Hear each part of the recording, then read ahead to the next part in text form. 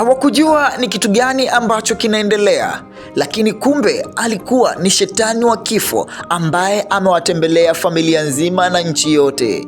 Picha yetu inaanza ikituonyesha wapendanao wawili. Hawa leo wanatoka nje ya mji kwenda kula kusherekea Christmas na wazazi wao. Kwa hiyo wakiwa hapa, huyu mwanaume anamwambia hakika inabidi uwazoe familia yangu. Basi mama anamkumbatia mtoto wake na mtoto wake anafika nyumbani na mama anaambia babu yako iko juu hapo sebreni. Bwana mdogo anafika anamtambulisha mpenzi wake kwa babu yake, lakini babu aliangalia tu na kuto response kitu chochote. Hapa taratibu tunamwona baba akishuka juu ya ngazi na baba akamwambia hakika mwanampotevu leo amerudi nyumbani. Mkwe akajitetea kwa baba yake, mkwe akasema hakika mwanao ana mambo mengi sana na mimi hapa mkwe wako naitwa Ana. Familia nyingine inaongezeka na huyu mjukuu mwingine ambao dada kila siku anakuja hapa kwa babu yake na yeye kidogo ana mapenzi na wakwe zake. Kwa hiyo wakajikuta wote wana furaha, lakini Ana yeye ni mara yake ya kwanza kufika katika familia huyu Nick, na huyu bibie Lisa yeye ni kila siku anafika hapa. Basi kwa amani na furaha tele na mama mkwe wote aliwapokea wakwe zake na mambo yakaendelea, lakini hapa habari inaonyesha kwamba kuna mlipuko huko umetokea na mlipuko huo haujulikani umesababishwa na nini. Babu akasema tusipokuwa makini tutapoteza maisha wote. Ana akasema ni vitu vya kawaida, lakini huyu bidada akaingilia kati na Nick akasema hakika hapo haitakiwi tena kupigishana kelele, inabidi twenzetu tukapumzike. Basi taratibu akapanda huku juu ya ngazi na kumwomba lazima mama yake kwa kuwa hakuja kumtembelea kwa muda mrefu, na mama akamwambia nenda kalali.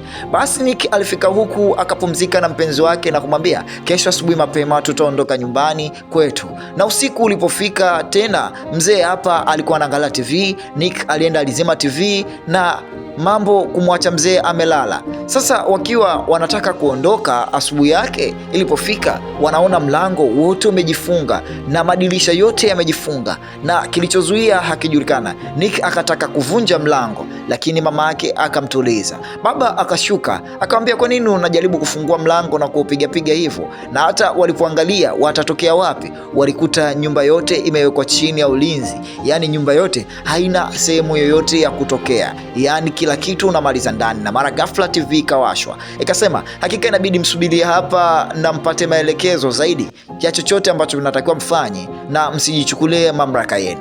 Walipoenda katika internet mtandao haushiki wala kuna lolote linalowezekana, na wanajikuta wapo katika kinyambasira, wamefungwa katu, haruhusiwi kutoka mtu nje wala kuingia mtu ndani.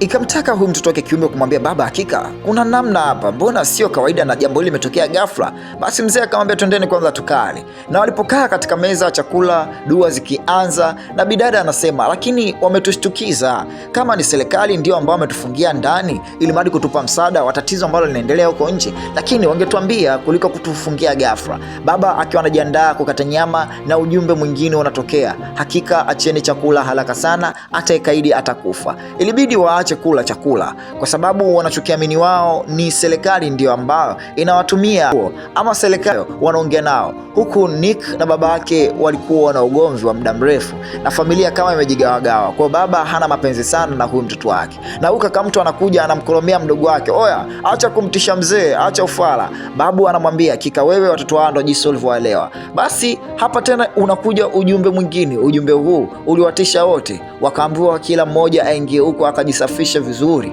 na ajiweke safi na salama. Unampangeje mtu ajisafishe kwa mambo ya mtu mchafu? Na hapa vikaja sindano. Baada ya kuambiwa wajisafishe wakadondoshewa sindano ambao anaambiwa kila mmoja ajichome hii sindano. Kuna dada hapa yeye ni mjamzito, je hisi sindano inabidi na yeye achome? Wakaambiwa hakuna yeyote ambaye inabidi asichome hapo.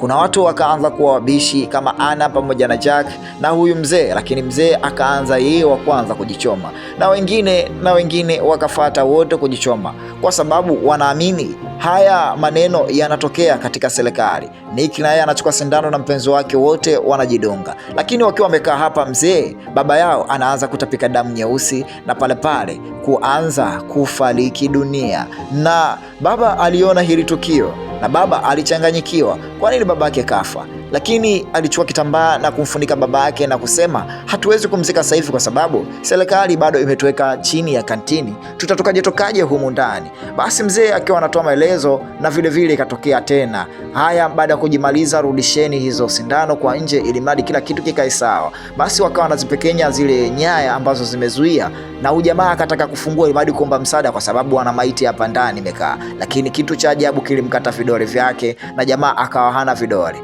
na mwisho siku akachukua hii maiti wakaiweka vizuri ili mradi waistiri humu ndani, japokuwa ni maiti na muda wote inaweza ikaanza kunuka. Basi hawa watu wakaivarisha thanda vizuri na wakaizungusha. Mzee anasema hakika hili swala mbona kama hatuelewi, na hili swala mbona ni gumu sana, na haya mamlaka yanatokea wapi? Wakaambiwa inabidi mumtoe mmoja kati yenu ambaye hahusiki na familia hiyo akae chumba cha peke yake na atulie huko. Watu wanaanza kusema familia hapa kuna wanawake wawili, mmoja mjamzito mwingine sio mjamzito.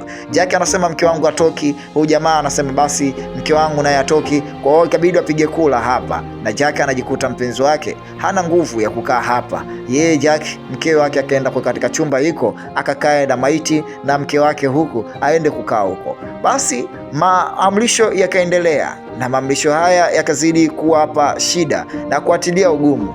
Lakini hapa baba na mkewe wanaangalia TV, inaonyesha nembo za ajabu kwa sababu TV ilijizima ghafla, na walipoiwasha sasa hivi uliwaamrisha wapigane wenyewe kwa wenyewe. Ghafla kijana anamkumbatia kijana mwenzie na mkono unaanza, lakini kipindi wanapambana hapa, bidada akataka kuja kugombelezea bado asipigane, na bidada kwenye kugombelezea anajikuta anasukumizwa, bahati mbaya mimba yake anadondoka chini. Haya, bidada huyu mguu hapa anaukosa, mguu umevunjika, na hali ya kwamba bidada huyu ni mjamzito. Kwa hiyo TV inawapa tena pole na vile inatoa onyo, lolote yoyote atakaye kaidi ujumbe ambao tutawaambia, basi adhabu nzito itawakuta. Baba anazidi kuchanganyikiwa. Sasa hili jambo linaendeshwa vipi na serikali, na kwa nini serikali inatufanyia hivi?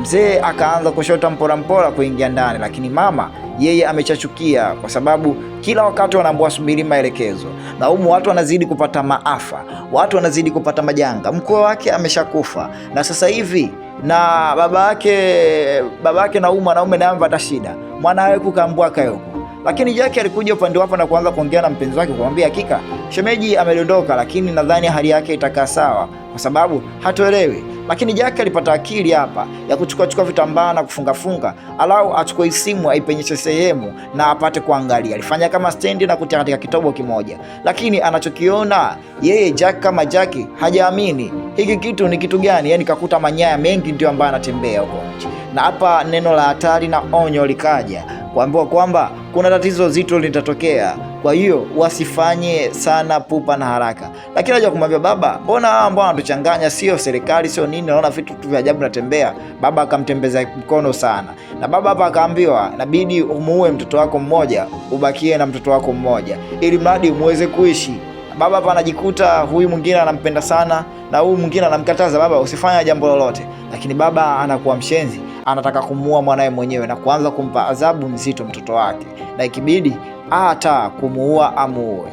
Haya, upande wapa mama mtu anakuja ambia, kwa nini unataka kununulia watoto? Kwa nini unataka kununulia mwanangu? Kwa maelezo haya akamkata kibao babake au mume wake, na babake Jack akawa hana cha kusema kwa mke wake kwa sababu na yeye ni domozege. Upande huku bidada Sala hajui moja wala mbili, hana mpaka Sala tena hajui moja wala mbili. Na hapa kuna maelezo naye kwenye TV anayapata ambayo ni mazito sana, ambapo vacation procedure as complete, yani kila kitu ambacho walichokuwa na kiandaa kishakamilika. Na hapa kuna hewa nzito inaingia, hewa hiyo ni nyeusi. Kwa hiyo akaambiwa bwana, wewe inabidi upande haraka sana katika ngazi za juu huko. Basi akiwa anakimbilia na huku Jack anajitahidi kufungua huu mlango ili kumtoa Ana, na kweli alifanikiwa kumtoa Ana. Lakini kitu cha ajabu, mama yake na Jack alikuwa bado yuko katika mlango huku chumba kingine huko. Kwa hiyo Jack alishindwa kumwokoa mama yake, na mama yake taratibu anaanza kudebweda na anaanza kupata shida. Huku ugomvi baba na watoto wake, mkono unalika huku mke wake anapoteza maisha. Kwa hiyo walipotoka hapa katika hii TV tena kuna onyo lingine wanalipata bwana, mtoto mpya anazaliwa na jambo jipya litatokea. Mzee kajua labda Yesu ndio ambaye anarudi, ikabidi aje amwambie Yesu, tafadhali tutoe hapa, Yesu tusaidie, Yesu tupe mwanga, tupe nuru, tuondoke. Lakini mtoto alikuwa tumboni kwa huyu bidada anaanza kutembea, Rizzy akiwa tayari ameshakufa, umeelewa, lakini mtoto wake tumboni anatembea. Na hawa wakataka kujua namna gani wanaweza kumsaidia huyu mtoto, lakini manyaya yalimkamata bidada na kuanza kufanya vitu vya ajabu. Kila kitu inabidi mtoe sadaka ya mtu mmoja hapo, ili mradi muweze kuzaliwa tena upya. Yaani ni maamrisho ambayo hayaeleweki anatokea kitu gani. Wakaanza kukamatana wenyewe kwa wenyewe na wakataka kumuua huyu mwanamke ili mradi watoe sadaka, ili mradi waweze kujizaa tena upya ama kuzaliwa. Hapa sasa Jack na yeye akakamata kitu na kuambia, hakika mkifanya masuala huyu tunamuua. Kwa hiyo mzee aliogopa kwa sababu alimpenda sana mke wake. Lakini hapa ngumi nzito zinaendelea, baba na mtoto wake. Na baba anajikuta anataka kumzuru mtoto wake na kuanza kumpiga vikali, lakini bidada huyu anakuja na kumpiga huyu mzee na hapo kupoteza maisha. Na Jack anachukua ile TV anamdondoshia huyu mzee moja kwa moja, ili mradi alau baba afe, kwa sababu baba ana roho mbaya. Lakini ajabu, ile TV ilipasuka na taratibu kaanza kutoka nyaya nyingi, na hata madirisha nayo yakapasuka. Hizi nyaya kama watu zikaanza kwenda moja kwa moja mpaka katika kichwa cha huyu marehemu baba mtu, na mwisho wa siku kikamuinua juu. Jack anashangaa, Ana naye anashangaa, na baba alishika kile kishoka na akaambiwa inabidi wote wasambaratishe. Lakini hapa kuna kitu Jack anakuja anagundua kwamba baba hawezi kumuua, na alimsogelea karibu, na kila anapomsogelea hizo nyaya zinamvuta nyuma. Kwa hiyo kwa sababu hao ndo waanga walobakia, kabidi akata zile nyaya na apate kujua kitu gani ambacho kinaendelea. Lakini zile nyaya zikaanza kumkusanya huyo mzee na kumminya vikali. Kwa hiyo ina maana hawa hakuwa mtu, bali alikuwa ni shetani ambaye anaendesha, na kuchukua ile TV na kwenda mpaka katika tumbo la bidada na kupasuka ile tumbo, na huyu mtoto alizaliwa. Kwa hiyo huyu TV ama huyu shetani anasema, hakika naomba unitumikie mimi, Hello Ruby, naomba unitumikie mimi maisha yako yote, na wewe ndiye ambaye utakuwa mtume wangu. Basi kamera inatuonyesha kwa nje huku, inaonyesha jiji lote na watu wote walishangamia kutokana na huyu shetani ama hizo nyaya ambazo zinatembea. Oya wanangu, Wakapinga TV, kwa picha kali kama hizi usisahau kutufollow, usisahau kusubscribe. Ni hapa hapa Kapinga TV, kisiwa cha